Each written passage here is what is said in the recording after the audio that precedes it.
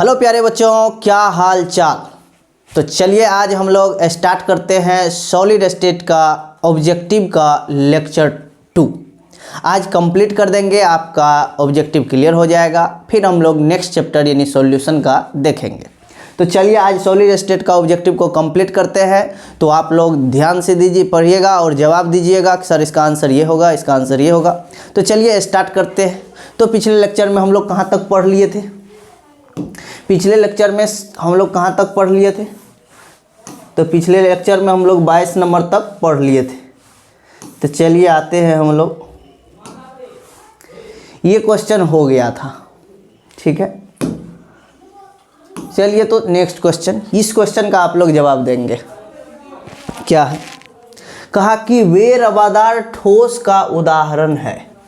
वे रवादार ठोस का उदाहरण है। बेरवादार ठोस का उदाहरण है। आप लोग इसका जवाब देंगे।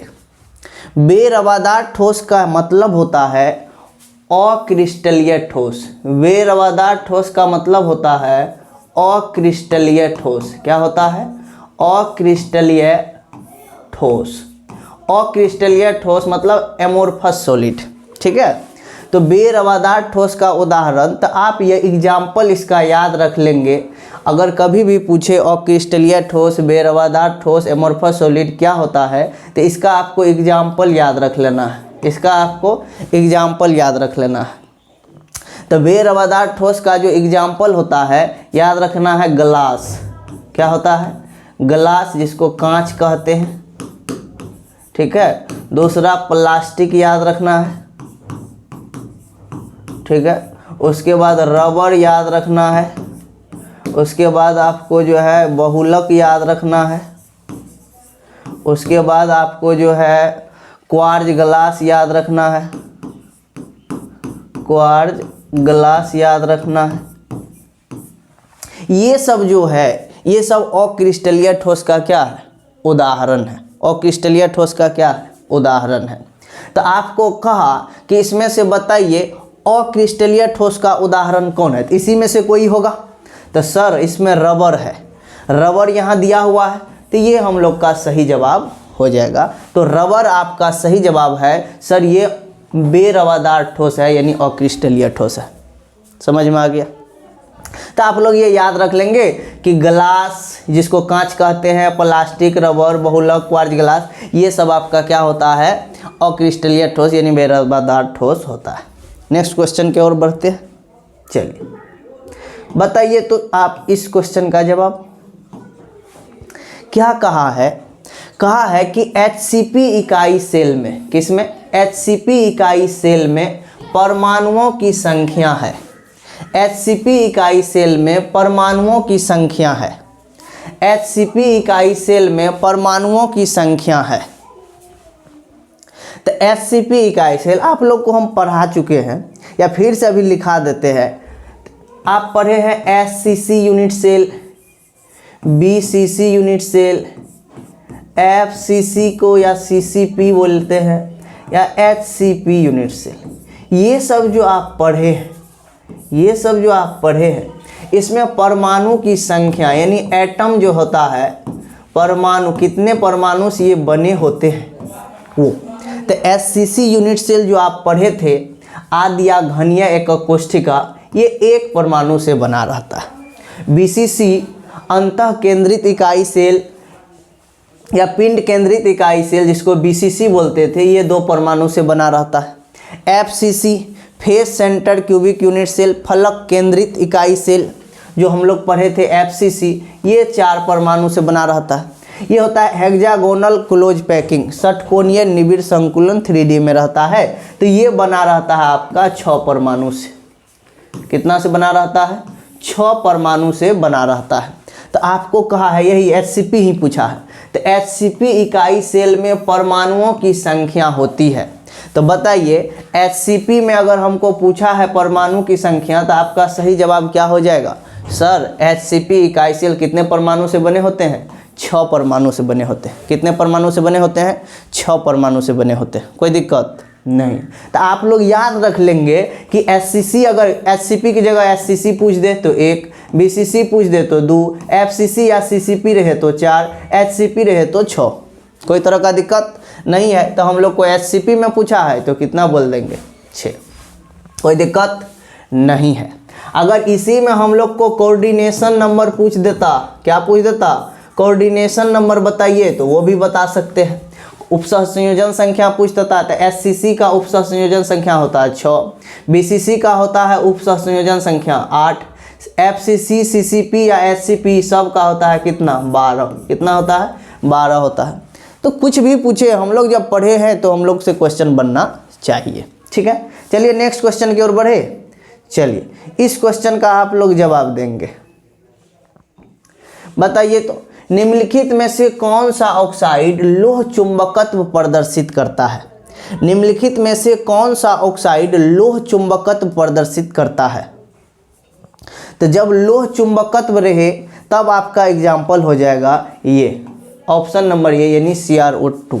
अगर फेरी चुंबकीय रहता, फेरी, तब आपका आंसर हो जाता ये वाला, तब आंसर होता है ये। लेकिन लोह वाला है तब CrO2 हो जाएगा। क्या हो जाएगा, CrO2 हो जाएगा। ठीक ठाक है। चलिए अब आते हैं हम लोग नेक्स्ट क्वेश्चन को देखते हैं। बताइए इस क्वेश्चन का जवाब।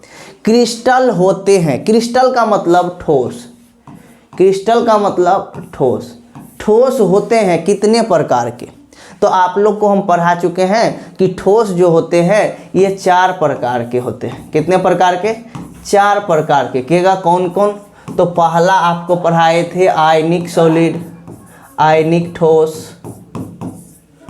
दूसरा पढ़ाए थे क्या सर, दूसरा जो आप पढ़ाए थे वो था सहसंयोजी ठोस या सहसंयोजक ठोस, कोवैलेंट सॉलिड। तीसरा जो हम लोग पढ़े थे वो होता है आणविक ठोस, मॉलिक्यूलर आणविक ठोस, मॉलिक्यूलर सॉलिड। और चौथा जो होता है वो होता है मेटालिक यानी धात्विक ठोस। क्या होता है, धात्विक ठोस, धात्विक ठोस। तो आपको पूछेगा क्रिस्टल कितने प्रकार के होते हैं, क्रिस्टल कितने प्रकार के होते हैं, तो आपका प्यारा सा जवाब क्या होगा सर, 4 प्रकार के होते हैं। कौन कौन, एक आयनिक ठोस, एक सहसंयोजक ठोस, एक आणविक ठोस, एक धात्विक ठोस। तो बताइए हम लोग को वो तो नाम नहीं पूछा था, पूछा था कितना प्रकार का, तो आपका आंसर हो जाएगा सर 4 प्रकार का। कितना प्रकार का, 4 प्रकार का। कोई दिक्कत नहीं। नेक्स्ट क्वेश्चन की ओर बढ़े। चलिए बताइए तो इस क्वेश्चन का जवाब क्या है। रवादार ठोस, रवादार का मतलब होता है क्रिस्टलीय, रवादार का मतलब क्रिस्टलीय। रवादार ठोस का मतलब क्या होता है, क्रिस्टलीय ठोस होते हैं। तो क्रिस्टलीय ठोस, तो ध्यान रखना है कि क्रिस्टलीय ठोस जब पूछा है तो हम लोग उसमें भी देखेंगे अक्रिस्टलीय ठोस। अक्रिस्टलीय ठोस को छोड़कर जो होगा वो क्रिस्टलीय ठोस होगा। तो अक्रिस्टलीय ठोस तो आपको पता है ग्लास होता है, जिसको कांच कहते हैं, कांच। उसके बाद रबर होता है, उसके बाद प्लास्टिक होता है, प्लास्टिक होता है। उसके बाद बहुलक होता है, ठीक है, क्वार्ज ग्लास होता है, ETC, क्वार्ज ग्लास होता है। अब ये सब जो है ये तो अक्रिस्टलीय ठोस है, इसके अलावा जो होगा क्रिस्टलीय होगा। तो है देखिए रबर तो अक्रिस्टलीय है, कांच भी अक्रिस्टलीय है। तो हम लोग को क्रिस्टलीय पूछा है, तो बताइए इनमें से कोई नहीं है तो होगा नहीं। तो आपका आंसर क्या हो जाएगा, A नंबर में हीरा। A नंबर में क्या है, हीरा है। तो ये आपका सही जवाब हो जाएगा, ये आपका क्या हो जाएगा, सही जवाब हो जाएगा। ठीक ठाक है। चलिए नेक्स्ट क्वेश्चन की ओर बढ़े। बताइए तो इस क्वेश्चन का जवाब। निम्नलिखित में से कौन सा गुण क्रिस्टलीय ठोस पदार्थ का नहीं है। निम्नलिखित में से कौन सा गुण क्रिस्टलीय ठोस पदार्थ का नहीं है। ठीक है, यानी क्रिस्टलीय और अक्रिस्टलीय जो हम लोग पढ़े थे तो उसमें कह रहा है कि क्रिस्टलीय का गुण कौन नहीं है। तो आप जानते हैं कि क्रिस्टलीय ठोस जो होता है उसके सभी दिशा यानी अलग अलग दिशा में गुण अलग अलग होता है। क्रिस्टलीय ठोस के अलग अलग दिशा में गुण क्या होता है, अलग अलग। और अक्रिस्टलीय ठोस के सभी दिशा में गुण समान होता है। अक्रिस्टलीय ठोस के सभी दिशा में गुण समान होता है, अक्रिस्टलीय ठोस के भिन्न भिन्न दिशा में गुण भिन्न भिन्न होता है। तो चलिए उसी पर आधारित शायद क्वेश्चन है। का निम्नलिखित में से कौन सा क्रिस्टलीय ठोस पदार्थ का गुण नहीं है? निम्नलिखित में से कौन क्रिस्टलीय ठोस पदार्थ का गुण नहीं है? तो देखिए, विभिन्न दिशाओं में समान गुण, विभिन्न दिशाओं में समान गुण जो होता है ये अक्रिस्टलीय पदार्थ का होता है। किसका? अक्रिस्टलीय। किसका? अक्रिस्टलीय ठोस में ये गुण होता है कि विभिन्न दिशा में गुण समान, विभिन्न दिशा में गुण। निश्चित ज्यामिति आकृति, ये आपका क्रिस्टलीय ठोस का गुण हो जाएगा। सुस्पष्ट द्रवणांक, ये भी क्रिस्टलीय ठोस का। नियत स्वाभाविक वक्र, ये भी क्रिस्टलीय का हो जाएगा। ये तीनों क्रिस्टलीय का गुण है, लेकिन ये अक्रिस्टलीय का गुण है। तो हम लोग को कहा है कि क्रिस्टलीय का गुण नहीं है, तो ये क्रिस्टलीय का गुण नहीं है। ऑप्शन नंबर ए आपका क्या हो जाएगा? सही जवाब हो जाएगा। ऑप्शन नंबर ए क्या हो जाएगा? सही जवाब हो जाएगा। बताइए तो इस क्वेश्चन का जवाब क्या है? एससीपी संरचना में पैकिंग प्रभाज होता है। एससीपी संरचना में पैकिंग प्रभाज यानी एससीपी यूनिट सेल जो है या एससीपी जो है क्लोज पैकिंग जो है, हेक्सागोनल क्लोज पैकिंग, षटकोणीय निबिड़ संकुलन, इसमें कहा है कि पैकिंग इफिशियंसी, संकुलन क्षमता ठीक ठाक है। और उसमें भी जो है हमको फ्रैक्शन में ही पूछा है, परसेंटेज में नहीं पूछा है, कोई दिक्कत नहीं है। तो आपको एक बात बता दें कि कोई भी किसी का भी पूछे तो हम लोग बता सकते हैं, चाहे एससीसी यूनिट सेल हो या बीसीसी हो या एफसीसी हो या एफसीसी को ही सीसीपी लिखेंगे या एचसीपी हो। किसी का अगर आपको संकुलन क्षमता पूछे, पैकिंग इफिशियंसी पूछे, पैकिंग इफिशियंसी, संकुलन क्षमता, संकुलन क्षमता, अगर आपको किसी का संकुलन क्षमता पूछे तो एससीसी का होता है 52.3। कितना होता है? 52.3। बीसीसी का होता है 68%। उसके बाद एफसीसी का होता है या सीसीपी का होता है 74% और एचसीपी का भी होता है 74%। ये आपका परसेंट में है। किस में है? परसेंट में है। अगर आप परसेंट को हटा देंगे तो 100 से भागा हो जाएगा। 100 से क्या हो जाएगा? भागा। तो बताइए एचसीपी का संकुलन क्षमता कितना होता है? 74%। तो 74% एचसीपी का पैकिंग प्रभाज पूछा है, प्रभाज का मतलब परसेंट में नहीं पूछा है, तो परसेंट को हटा दीजिए। तो है देखिए 74%, परसेंट को अगर हटा देंगे तो ये हो जाएगा 74/100, तो हो जाएगा 0.74, 0.74। तो ऑप्शन नंबर आपका क्या हो जाएगा? सी हो जाएगा। यहाँ टाइपिंग मिस्टेक है, ये आपका बी हो गया और ये आपका सी हो गया। ये क्या हो गया? सी। तो ऑप्शन नंबर सी आपका क्या हो जाएगा? सही जवाब हो जाएगा। ऑप्शन नंबर सी आपका क्या हो जाएगा? सही जवाब हो जाएगा। नेक्स्ट क्वेश्चन की ओर बढ़े। बताइए तो इस क्वेश्चन का जवाब क्या होगा? हाँ, कहा कि मूल क्रिस्टल तंत्र है, क्रिस्टल सिस्टम की संख्या पूछा है। तो मूल क्रिस्टल तंत्र मतलब क्रिस्टल सिस्टम, क्रिस्टल सिस्टम। मूल क्रिस्टल तंत्र अगर आपसे पूछे तो मूल क्रिस्टल तंत्र की संख्या होता है 7। कितना होता है? 7। इसको याद रखने का आपको ट्रिक भी बताए थे। क्या बताए थे? ट्रिक भी बताए थे। क्रिटहोमेट, CRTHOMT। सी से होता है क्यूबिक, सी से क्या होता है? क्यूबिक। आर से होता है रोम्बोहेड्रल, रोम्बोहेड्रल। टी से होता है टेट्रागोनल, टेट्रागोनल। एच से होता है हेक्सागोनल, हेक्सागोनल। ओ से होता है ऑर्थोरोम्बिक, ऑर्थोरोम्बिक। एम से होता है मोनोक्लिनिक, मोनोक्लिनिक। और टी से होता है आपका ट्राइक्लिनिक, ट्राइक्लिनिक। हिंदी में भी सेम इसी तरह से इसका हिंदी लिखा जाता है और कोई बात नहीं, इसका नाम हिंदी, सिर्फ इसका घनिया लिखा रहेगा, बाकी सबका जो नाम इंग्लिश में है वही हिंदी में रहता है। अब देखिए, तो आपको पूछेगा क्रिस्टल तंत्र कितना है, तो बोलेंगे 7। कौन कौन होता है? तो ये होता है cubic, rhombohedral, tetragonal, hexagonal, orthorhombic, monoclinic और ट्राइक्लिनिक। तो बताइए आपका प्यारा सा आंसर क्या हो जाएगा? Option number C, option number C. ये सी है और ये बी है, तो ऑप्शन नंबर सी आपका क्या है? सही जवाब है। नेक्स्ट क्वेश्चन की ओर बढ़े, नेक्स्ट क्वेश्चन की ओर बढ़े, बढ़ते हैं। चलिए बताइए तो इस क्वेश्चन का जवाब क्या है। कहा बीसीसी इकाई सेल में मुक्त खाली जगह का प्रतिशत होता है, यानी बीसीसी में खाली जगह कितना है। अभी जस्ट हम लोग देखे थे बीसीसी का जो होता है पैकिंग इफिशियंसी यानी भरा हुआ जगह, संकुलन क्षमता वो कितना था। तो सर बीसीसी का संकुलन क्षमता 68% होता है। 68% अगर कोई ठोस भरा हुआ है तो वो खाली कितना होगा, तो 100 माइनस 68 कर देंगे। 100 माइनस कर दीजिए 68, तो ये हो जाएगा आपका कितना 32%। खाली जगह का परसेंट पूछेगा बीसीसी में तो कितना परसेंट हो जाएगा 32। अगर पूछता कि कितना जगह छेका हुआ है तब 68 हो जाता, कितना खाली है तो 32 है। कोई दिक्कत। चलिए नेक्स्ट क्वेश्चन बताइए इस क्वेश्चन का जवाब। कहा एक धातु का रवाकरण का मतलब हुआ ठोस बनना, रवाकरण का मतलब होता है ठोस बनना। एक धातु का रवाकरण हेक्सागोनल क्लोज पैक यानी HCP में होता है।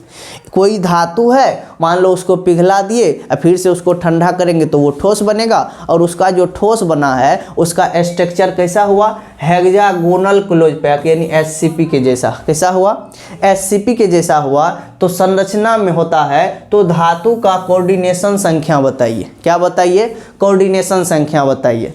अभी आपको बताए कि SCC हो, BCC हो या FCC हो या CCP हो या HCP हो।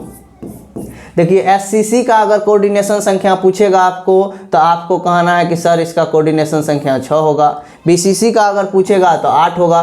बाकी FCC हो, CCP हो या SCP हो, इस सब का कोऑर्डिनेशन नंबर कितना होता है 12 होता है। कितना होता है 12 होता है। तो एक धातु जो है वो ठोस बना है तो वो HCP संरचना बना लिया। तो कह रहा है कि धातु की कोऑर्डिनेशन संख्या बताइए, तो HCP संरचना का जो कोऑर्डिनेशन नंबर होता है वो कितना होता है, तो 12 होता है। तो आपका प्यारा सा आंसर क्या हो जाएगा, ऑप्शन नंबर ए। आपका प्यारा सा आंसर क्या हो जाएगा, ऑप्शन नंबर ए यानी 12। कोई दिक्कत नहीं। नेक्स्ट क्वेश्चन की ओर बढ़े। बताइए तो इस क्वेश्चन का जवाब क्या होगा। इस क्वेश्चन निम्नलिखित में से कौन से जोड़े में क्रमशः चतुष्फलकीय वॉइड और अष्टफलकीय वॉइड होता है। निम्नलिखित में से कौन से जोड़े में क्रमशः चतुष्फलकीय वॉइड और अष्टफलकीय वॉइड होता है। तो चतुष्फलकीय वॉइड और अष्टफलकीय वॉइड कहेगा तो लगातार जो होता है तो वो आपका हो जाएगा आंसर, जैसे HCP संरचना और CCP। HCP और CCP में चतुष्फलकीय वॉइड और अष्टफलकीय वॉइड लगातार होता है। चतुष्फलकीय वॉइड और अष्टफलकीय वॉइड क्या होता है, लगातार होता है। तो आपका आंसर हो जाएगा ये B नंबर है। ये क्या है, B नंबर है। ये आपका C नंबर है। तो B नंबर आपका सही जवाब हो जाएगा। HCP और CCP में लगातार जो होता है वो चतुष्फलकीय और अष्टफलकीय रिक्ति होता है। ठीक है, बताइए इस क्वेश्चन का जवाब। कहा कि क्रिस्टल तंत्र AB में निम्नलिखित में से किस क्रिस्टल तंत्र AB, मान ले कोई एक क्रिस्टल तंत्र है, क्रिस्टल तंत्र में निम्नलिखित में से किस क्रिस्टल तंत्र में A not equal to B not equal to C, alpha बराबर बीटा बराबर गामा बराबर 90 डिग्री होता है। अल्फा बीटा गामा बराबर 90 डिग्री होता है। तो आप क्रिस्टल तंत्र जो अभी बताए हैं कि क्रिट होमेट, अभी जो हम लोग बताए कि 7 क्रिस्टल तंत्र होता है, उसका ट्रिक जो आपको बताए, तो ट्रिक अगर आप याद कर लेते हैं तो CRTHOMT,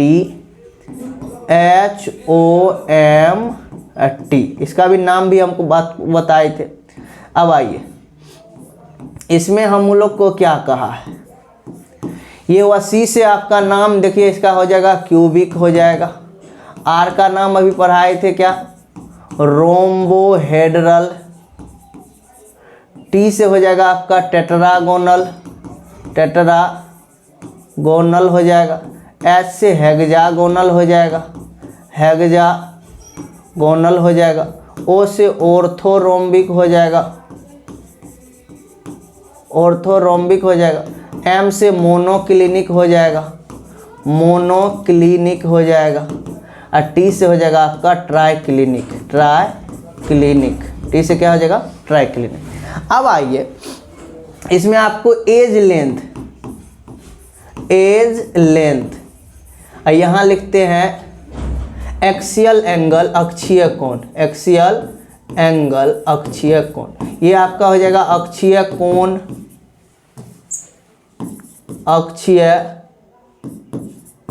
अक्षीय कोण हो जाएगा। और यहाँ लिखते हैं एज लेंथ, किनारे की लंबाई, ये क्या है, किनारे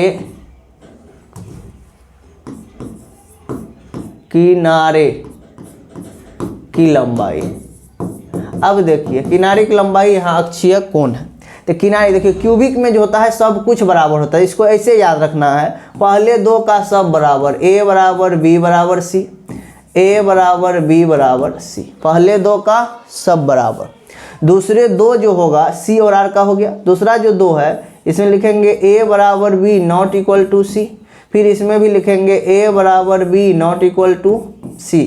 बाकी तीन का कुछ बराबर नहीं होता है, तो लिखेंगे a not equal to b not equal to c, a not equal to b not equal to c, और यहाँ भी लिखेंगे a not equal to b और नॉट इक्वल टू c। इस तरह से आप एक्सियल एंगल देख सकते हैं, इस तरह का होता है। आपको कहा है कि कोई क्रिस्टल तंत्र है जिसमें क्रिस्टल तंत्र में a not equal to b not equal to c है, अल्फा बीटा गामा 90 डिग्री है, तो आंसर तो हम लोग का इसी तीन में से कोई होगा, a not equal to b not equal to c, a not equal to b not equal to c, a not equal to b not equal to c, यानी ऑर्थोरोम्बिक, मोनोक्लिनिक और ट्राइक्लिनिक में ही होगा।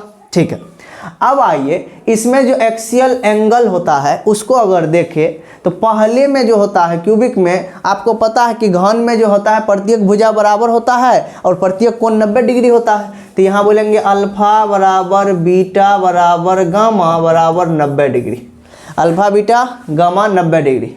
दूसरा में होता है अल्फा बराबर बीटा बराबर गामा, लेकिन 90 डिग्री नहीं होता है। तीसरा में फिर होता है अल्फा बराबर बीटा बराबर गामा बराबर 90 डिग्री। चौथा को छोड़ दीजिए, पाँचवा जो होता है, पाँचवा में भी होता है अल्फा बराबर बीटा बराबर गामा बराबर 90 डिग्री। ठीक ठाक है।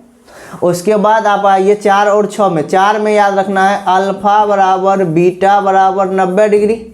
ठीक है, और गामा होता है, गामा जो होता है वो 120 डिग्री, गामा कितना होता है 120 डिग्री। ठीक ठाक है।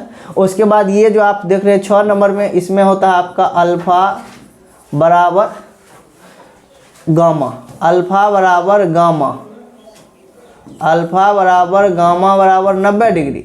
बीटा जो होगा ये ना तो 90 होगा और ना 120 होगा। उसके बाद आप आते हैं लास्ट वाला में, कुछ भी बराबर नहीं होता, alpha not equal to beta not equal to gamma not equal to 90 degree. तो आपका आंसर आपको मिल चुका होगा। आपको कहा है कि a बराबर अल्फा बीटा गामा 90 डिग्री और a b c कुछ बराबर नहीं होगा। तो देखिए a b c कुछ बराबर यहाँ नहीं है, इसमें देखते हैं a b c कुछ बराबर नहीं है, अल्फा बीटा गामा सब 90 डिग्री है। तो ये आपका आंसर क्या है, ऑर्थोरोम्बिक। क्या है, ऑर्थोरोम्बिक है। क्या है, ऑर्थोरोम्बिक। तो आपका प्यारा सा आंसर हो जाएगा option number C, option number C, option number C. इसका ये ऑर्थोरोम्बिक हो जाएगा। क्या हो जाएगा, ऑर्थोरोम्बिक हो जाएगा। तो ऑप्शन नंबर सी आपका सही जवाब है। कोई दिक्कत नहीं, ये सब बात आप पढ़ चुके हैं क्लास में। चलिए नेक्स्ट क्वेश्चन को देखते हैं। इस क्वेश्चन का जवाब आप दीजिए। कहा पोटेशियम का क्रिस्टलन होता है अथवा NaCl क्रिस्टल की संरचना होता है। आपको नोट में लिखा चुके हैं कि NaCl क्रिस्टल जो होता है इसका संरचना होता है FCC के जैसा। कैसा होता है, FCC के जैसा। FCC को बोलते हैं फलक केंद्रीय घनीय इकाई सेल, FCC या face centre cubic unit cell. तो फलक केंद्रित घनीय इकाई सेल आपका ऑप्शन नंबर ए क्या हो जाएगा, सही हो जाएगा। ऑप्शन नंबर ए क्या हो जाएगा, सही हो जाएगा। चलिए नेक्स्ट क्वेश्चन की ओर बढ़ते हैं। बताइए इस क्वेश्चन का जवाब। सिंपल क्यूबिक एकक सेल की संकुलन क्षमता होती है। सिंपल क्यूबिक एकक कोष्ठिका, सिंपल क्यूबिक को SCC कहते हैं, SCC, सिंपल क्यूबिक, SCC यही है। सिंपल क्यूबिक यूनिट सेल की संकुलन क्षमता पूछा, तो आपको बता चुके हैं SCC का संकुलन क्षमता कितना होता है, 52.3%, यानी 52.3% जगह इसमें भरा रहता है। 52.3% जगह इसमें भरा रहता है। तो आप बताइए इसमें से कौन सा आंसर हो जाएगा। तो इसमें जो है दशमलव के बाद वाला वैल्यू नहीं दिया है, तो आपका आंसर हो जाएगा ऑप्शन नंबर सी 52% हो जाएगा। ठीक ठाक है। सिंपल क्यूबिक में पूछा है तो 52 हो जाएगा। बीसीसी में पूछता तो 68 हो जाता। एफसीसी या सीसीपी में पूछता तो 74 हो जाता। एचसीपी में भी पूछेगा तो 74 हो जाएगा। कोई दिक्कत। चलिए नेक्स्ट क्वेश्चन की ओर बढ़े। बताइए इस क्वेश्चन का जवाब। आपको कहा है कि शॉटकी दोष के कारण होता है ठोस का घनत्व। तो सबसे पहले शॉटकी दोष कहते किसको है? शॉटकी दोष है क्या? तो शॉटकी दोष जो होता है ये जो है क्या? तो शॉटकी दोष में हम बताए थे कि कोई एक ठोस है, उसमें से बराबर संख्या में धनायन और ऋणायन ठोस को छोड़कर ठोस से गायब हो जाता है। अगर ठोस से कोई चीज़ गायब हो जाएगा तो ठोस का वजन घटेगा। तो हम लोग जानते हैं घनत्व बराबर सूत्र। क्या जानते हैं? घनत्व बराबर सूत्र होता है द्रव्यमान यानी वजन बट्टा आयतन। वजन बट्टा आयतन। अब द्रव्यमान बटा आयतन है तो घनत्व बराबर हो जाएगा द्रव्यमान बटा आयतन। तो घनत्व का सूत्र होता है द्रव्यमान बटा आयतन। तो सोचिए अगर द्रव्यमान क्या हो, घट जाए, अगर द्रव्यमान घटेगा तो घनत्व भी घट जाएगा। तो शॉटकी दोष में कहा कि बराबर संख्या में धनायन और ऋणायन ठोस से तो गायब हो जाता है। अगर धनायन और ऋणायन ठोस से गायब हो जाएगा तो वजन तो घटेगा। जब वजन घटेगा किसी चीज़ का तो उसका घनत्व भी घट जाएगा। तो बताइए तो शॉटकी दोष के कारण घनत्व घटेगा कि बढ़ेगा? तो जब वजन घट जाएगा तो इसका मतलब घनत्व भी घट जाता है। तो आपका ऑप्शन नंबर क्या हो जाएगा? बी आपका सही जवाब होगा कि शॉटकी दोष के कारण ठोस का घनत्व क्या होता है? घट जाता है। कोई दिक्कत नहीं है। बताइए इस क्वेश्चन का जवाब। इसको फ्रेंकेल तथा शॉटकी दोष होते हैं। फ्रेंकेल तथा शॉटकी दोष होते हैं। तो देखिए फ्रेंकेल दोष में क्या होता है, मान लेते हैं ये एक कोई ठोस है इस तरह का, मान लेते हैं फ्रेंकेल दोष, मान लीजिए a plus B minus A plus B minus, ऐसा कोई ठोस है। यहाँ a प्लस है तो यहाँ आएगा b माइनस, यहाँ a प्लस, ये हो गया b माइनस ए प्लस, यहाँ हो जाएगा फिर आपको a plus b minus A plus b minus, फिर यहाँ हो जाएगा b minus A plus b minus A plus. ये एक ठोस है। ये क्या है? एक ठोस है। अब इस ठोस में मान लेते हैं कि शॉटकी दोष हुआ। फ्रेंकेल दोष पहले कर देते हैं। तो फ्रेंकेल दोष का मतलब होता है कि कुछ धनायन जो होगा जिसपे प्लस चार्ज होता है उसको धनायन कहते हैं। कुछ धनायन अपने जगह से निकल कर और वो चला जाता है अंतराकाशी रिक्ति में। देखिए ये एटम के बीच जो ये खाली जगह होता है, एटम के बीच, चार एटम के बीच जो ये खाली जगह है इसको कहते हैं अंतराकाशी रिक्ति कहते हैं। इसको क्या कहते हैं? अंतराकाशी रिक्ति। तो अब मान लेते हैं कि कोई a प्लस यहाँ से निकला, यहाँ से a प्लस निकला है, देखिए यहाँ से a प्लस निकला और इसमें जाके a प्लस फंस गया। तो ये दोष कहलाता है आपका फ्रेंकेल दोष। क्या कहलाता है? फ्रेंकेल दोष। ठीक है। तो अब बताइए फ्रेंकेल दोष में क्या हुआ? परमाणु यहाँ से उठा और यहाँ आके सेट हुआ। शॉटकी दोष में भी क्या होता है ये तो आप समझ गए। ये जो अभी दोष था ये क्या था आपका? ये फ्रेंकेल दोष हुआ कि यहाँ से धनायन निकला, अपने बगल वाला अंतराकाशी रिक्ति में जाके प्रवेश हो गया, तो ये कहलाएगा आपका फ्रेंकेल दोष। लेकिन शॉटकी दोष क्या होता है ये देखिए। मान लेते हैं a प्लस यहाँ है, बराबर संख्या में धनायन और ऋणायन ठोस से गायब हो जाता है। मान लेते हैं एक गो यहाँ से a प्लस गायब हो गया और एक गो यहाँ से मान लेते हैं कि b माइनस गायब हो गया। कहीं से मान लेते हैं एगो b माइनस गायब हो गया है कि यहाँ से a प्लस, यहाँ से b माइनस ठोस से क्या हो गया? गायब हो गया। तो बताइए ये दोनों घर ये कहलाएगा आपका शॉटकी दोष। ये क्या कहलाएगा? शॉटकी दोष। पहले वाला फ्रेंकेल दोष, अब जो भाग गया तो ये कहलाएगा आपका शॉटकी दोष। तो शॉटकी दोष और फ्रेंकेल दोष में जो घटना हुआ है वो परमाणु के कारण, या तो परमाणु यहाँ से निकला कहीं जाके फंस गया, या तो परमाणु ठोस से गायब हो गया। तो अब बताइए जो ये फ्रेंकेल तथा शॉटकी दोष है ये कौन सा दोष है? किसके कारण हुआ? तो परमाणु के कारण हुआ। तो इसीलिए बोलेंगे सर आंसर हो जाएगा आपका सी, परमाणु दोष। परमाणु के कारण ये दोष हुआ था। परमाणु या तो ठोस से गायब हो गया या कहीं जाके फंस गया। तो ये हो जाएगा आपका फ्रेंकेल तथा शॉटकी दोष। पूछेगा तो कौन सी? परमाणु दोष या बिंदु दोष कहलाएगा। कोई दिक्कत नहीं है। चलिए आगे बढ़े। बताइए इस क्वेश्चन का जवाब। कहा बीसीसी एकक सेल की संकुलन क्षमता होती है। तो बीसीसी एकक कोशिका की संकुलन क्षमता आप पढ़ चुके हैं। बीसीसी की संकुलन क्षमता 68% भरल रहता है, यही तो संकुलन क्षमता है। तो ऑप्शन नंबर बी क्या हो जाएगा, सही जवाब हो जाएगा। नेक्स्ट क्वेश्चन बताइए, इस क्वेश्चन का जवाब क्या होगा, बताइए। एफसीसी के संकुलन क्षमता, एफसीसी का संकुलन क्षमता कितना होता है, 74% होता है। कितना होता है, 74% होता है। बताइए इस क्वेश्चन का जवाब क्या कहा, एक क्रिस्टल में कितने प्रकार के क्रिस्टल त्रिविमीय जालक संभव है। एक क्रिस्टल में कितने प्रकार के क्रिस्टल त्रिविमीय जालक संभव है। तो एक क्रिस्टल में कितने प्रकार के, तो 7 प्रकार का। एक यानी ये आपको पूछा है, क्रिस्टल तंत्र ही पूछा है। क्या है, क्रिस्टल तंत्र पूछा है। एक क्रिस्टल कितने प्रकार के जो है क्रिस्टल त्रिविमीय जालक का निर्माण कर सकता है। तो आप जो है 7 प्रकार का, कितना प्रकार का, 7 प्रकार का इसका आंसर हो जाएगा। यानी क्रिस्टल को हम लोग 7 तरह का बना सकते हैं। ठीक ठाक है। चलिए नेक्स्ट क्वेश्चन को देखिए, बताइए। तो इस क्वेश्चन का आंसर क्या हो जाएगा, एफसीसी जालक में कितने परमाणु होते हैं। यानी कहा कि एफसीसी इकाई सेल कितने परमाणु से मिलके बने रहते हैं। तो बताइए, हम बता चुके हैं आपको एससीसी, बीसीसी, एफसीसी को ही सीसीपी कहते हैं और एचसीपी। अगर ये सब पूछे तो इसका आंसर सोचना भी नहीं है, बनाना भी नहीं है, डायरेक्ट हो जाएगा। एससीसी 1 परमाणु से बना रहता है, बीसीसी 2 परमाणु से, एफसीसी या सीसीपी 4 परमाणु से और एचसीपी 6 परमाणु से। तो आपको पूछा कि एफसीसी एकक जालक में कितने परमाणु होते हैं। तो बताइए एफसीसी एकक जालक में कितने परमाणु होगा। तो सर एफसीसी में 4 परमाणु होगा। ऑप्शन नंबर डी इसका सही जवाब होगा। ऑप्शन नंबर डी इसका सही जवाब होगा। चलिए अब इस क्वेश्चन का आप लोग जवाब देंगे। बताइए इस क्वेश्चन का जवाब क्या है, CaCl सीजियम क्लोराइड की क्रिस्टल संरचना है। CaCl हम बता चुके हैं कि अगर NaCl का पूछे संरचना कैसा है तो कहना FCC के जैसा, और CaCl का संरचना पूछे तो बोलना है BCC के जैसा। NaCl का संरचना FCC के जैसा, सीजियम क्लोराइड का पूछेगा तो BCC के जैसा। तो CaCl की संरचना क्या हो जाएगा सर, ऑप्शन नंबर सी यानी BCC के जैसा। कैसा होता है, BCC के जैसा होता है। चलिए नेक्स्ट क्वेश्चन को देखिए, बताइए इस क्वेश्चन का जवाब। अब आते हैं, निम्नलिखित आयनिक यौगिक के केंद्र में आप कितने धनायन तथा ऋणायन के केंद्र में अधिकतम दूरी होगी। अच्छा, निम्नलिखित आयनिक यौगिक के केंद्र में केंद्र से किसमें धनायन तथा ऋणायन के केंद्र में अधिकतम दूरी होगा। अच्छा, हम लोग को कुछ यौगिक दिया है, इसमें कहा कि धनायन और ऋणायन के बीच दूरी यानी सबसे ज़्यादा दूरी कहाँ है।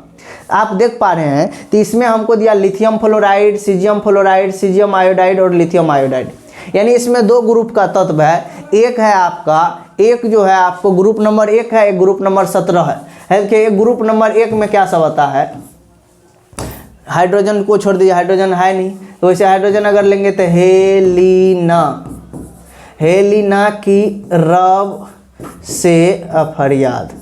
ठीक है। दूसरा ग्रुप है फिर कल बिहार आई आंटी। एक चीज़ आप समझिए, ऊपर से नीचे ये ग्रुप नंबर 1 है, ये ग्रुप नंबर कहाँ का है, 1 का। ये ग्रुप नंबर है कहाँ का, 17 का।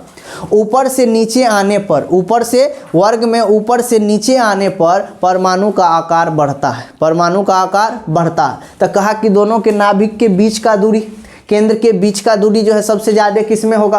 तो आप देख रहे हैं यहाँ लिथियम है, तो मान लेते हैं ये लिथियम है, और ऊपर वाला ही फ्लोरीन है, तो ये है फ्लोरीन। तो फ्लोरीन, लिथियम और फ्लोरीन के बीच का दूरी मान लेते हैं ये है। ठीक है। अब आते हैं उससे नीचे आते हैं, तो लिथियम है कि यहाँ सीजियम है, तो सीजियम आप देखते हैं बहुत नीचे है, सीजियम यहाँ है, तो सीजियम तो बहुत बड़ा होगा। तो सीजियम मान लेते हैं इस साइज का, और फ्लोरीन तो फिर वही छोटा साइज का। तो ये दोनों के नाभिक के बीच का दूरी देखिए ये होगा। फिर यहाँ देखिए सीजियम है, यह आयोडीन है, तो ये देखिए ये सीजियम बहुत बड़ा, ऊपर से नीचे आएंगे तो आयोडीन भी बहुत बड़ा। तो ये देखिए ये मान लेते हैं सीजियम है, ये आपका आयोडीन है, ये दोनों के बीच का दूरी ये हो जाएगा। फिर देखिए यहाँ पे ये लिथियम, तो लिथियम तो ऊपर में है, ये छोटा होगा, तो सर ये लिथियम ये छोटा है, आयोडीन बड़ा है तो यह बड़ा है। अब बताइए सबसे ज़्यादा दूरी कहाँ आया, ये आपका हो गया लिथियम, ये हुआ आयोडीन, ये हो गया आपका सीजियम, ये हो गया आयोडीन, ये हो गया आपका सीजियम, ये हुआ फ्लोरीन, ये हो गया लिथियम, ये हुआ फ्लोरीन। पता ये सबसे ज़्यादा दूरी कहाँ हुआ? तो सर सीजियम आयोडाइड में, सर सीजियम आयोडाइड में। इसीलिए आपका ऑप्शन नंबर सी क्या हो जाएगा? सही जवाब हो जाएगा। ठीक है, चलिए अब क्वेश्चन यहीं पे क्या होता है, समाप्त होता है। तो अब आप लोग को क्या करना है, इसको एक बार रिवीजन कर लिए, अब आपको कोई तरह का दिक्कत नहीं होगा। अगर किसी प्रकार के आपको क्वेश्चन बनाने में दिक्कत हो, कोई परेशानी हो, तो आप मेरा व्हाट्सअप नंबर लिख सकते हैं 9907550186। आप इस व्हाट्सअप नंबर पे मैसेज करके अपना सॉल्यूशन कर सकते हैं। तो अब हम लोग मिलेंगे फिर नेक्स्ट लेक्चर में इससे अगला ऑब्जेक्टिव के साथ। तब तक आप लोग मन लगा के पढ़िए, ध्यान से पढ़िए, पूरा जोश और जुनून के साथ पढ़िए और इस चैनल से जुड़े रहिए। इस चैनल पे आपको सभी विषय की तैयारी कराई जाएगी, physics, chemistry, mathematics, biology, Hindi और इंग्लिश, सभी विषय की लगातार वीडियो या आपको लाइव क्लास मिलेगी। इसलिए आप लोग इस चैनल से जुड़े रहिए और मेहनत कीजिए, इतना मेहनत कीजिए कि जब रिजल्ट आए तो पड़ोसी आपके रिजल्ट देख के सदमा में चला जाए। ठीक है, इसलिए जी जान लगा के पढ़िए, खूब मेहनत कीजिए। आप लोग, अगर आपकी सफलता ही हमारी सफलता है, आप अगर आगे बढ़ते हैं तो हम भी आगे बढ़ेंगे, अगर आप आगे नहीं बढ़ेंगे तो हम कैसे आगे बढ़ पाएंगे। इसीलिए आपकी रिजल्ट ही हम लोग की क्या है, सफलता है। तो पूरी जी जान लगा के पढ़िए। फिर मिलेंगे हम लोग नेक्स्ट लेक्चर में नेक्स्ट ऑब्जेक्टिव के साथ। तब तक के लिए टेक केयर एंड जय हिंद।